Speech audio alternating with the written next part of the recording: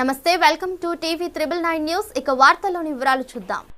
భద్రాద్రి కొత్తగూడెం జిల్లా ఇల్లందు పట్టణంలో కాంగ్రెస్ పార్టీ కార్యాలయంలో ఏర్పాటు చేసిన విలేకరుల సమావేశంలో భద్రాద్రి కొత్తగూడెం జిల్లా పరిషత్ చైర్మన్ కోరం కనకయ్య మాట్లాడుతూ గడప గడపకు కాంగ్రెస్ అనే నినాదంతో 24 వార్డుల్లో పర్యటించి ప్రచారంలో పాల్గొన్న ప్రతి ఒక్క నాయకుడికి, కార్యకర్తలకు, అభిమానులకు ధన్యవాదాలు తెలియజేశారు.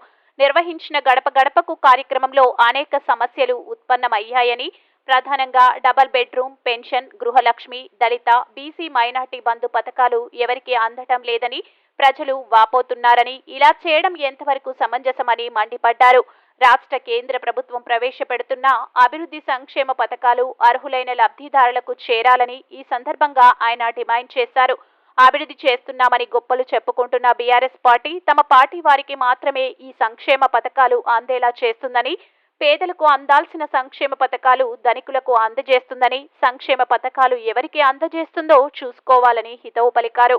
ఈ విలేకరుల సమావేశంలో కాంగ్రెస్ పార్టీ పట్టణ, మండల నాయకులు దొడ్డ డానియల్, పులి సైదులు, నాయకులు జాఫర్, కిషోర్, సాంబా, మహబూబాబాద్, లింగంపల్లి శ్రీనివాస్, మసూద్, మాధారమ్మ, శారద, వాసుదేవ్, నిర్మల, స్వరూప తదితరులు పాల్గొన్నారు.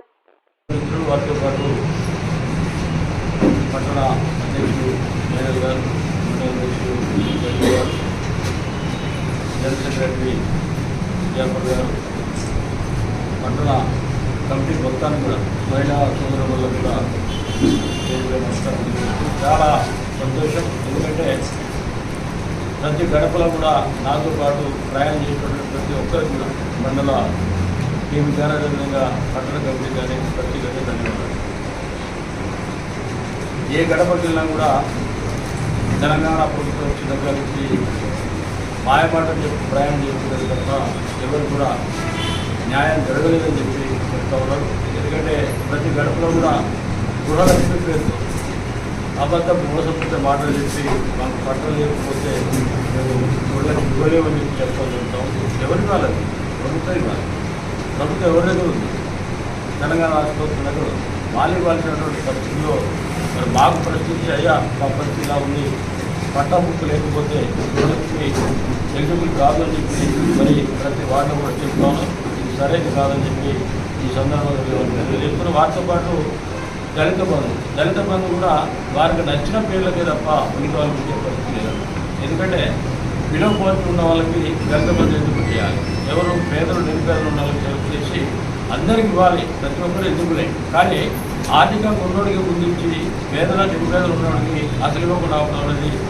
కాంట్రాక్టు కార్మికుల సమస్యల పరిష్కారం కోసం ఈ నెల 10వ తేదీన కాంట్రాక్టు కార్మికుల రాష్ట్ర సదస్సు చంద్ర కృష్ణమూర్తి మెమోరియల్ ట్రస్ట్ భవనం ఇల్లందులో నిర్వహిస్తున్నామని, భవిష్యత్తు ఉద్యమాలకు సిద్ధం చేసేందుకు కాంట్రాక్టు కార్మికులు ఈ సదస్సులో భాగస్వాములు అయ్యి విజయవంతం చేయాలని పిలుపునిచ్చారు.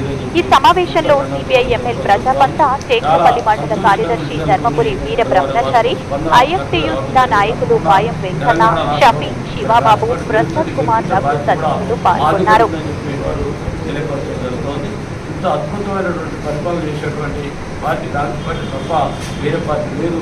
కేంద్రంలో బీజేపీ కానీ, ఇక్కడ తెలంగాణలో బీఆర్ఎస్ కానీ, ఇవన్నీ కూడా మోసపూరితమైన మాటలు చెప్పి మాయమాటలతో ప్రభుత్వాన్ని గడిపే పరిస్థితుల్లో ఈరోజు ప్రభుత్వాలు ఉన్నాయి. తప్పకుండా కాంగ్రెస్ ప్రభుత్వం వస్తేనే మన ప్రాంతం కానీ మన ఏజెన్సీ ప్రాంతంతో పాటు తెలంగాణ రాష్ట్రం మొత్తం కూడా మరి బాగుపడే పరిస్థితులు ఉంటుందని చెప్పి ఈ సందర్భంలో వాళ్ళందరూ కూడా తెలియజేయడం జరిగింది. చాలా సంతోషంగా ఉంది. ఎందుకంటే ప్రతి గడపలో కూడా ప్రతి అక్క, చెల్లి అందరూ కూడా అన్న కానిపేట రావాలి, కానిపేట వస్తేనే ఈ ప్రాంతాలు బాగుపడతాయని చెప్పి చక్కటి స్పందనతో తెలియజేయడం జరిగింది. వారికి కూడా ప్రత్యేకంగా ధన్యవాదాలు తెలియజేస్తున్నా.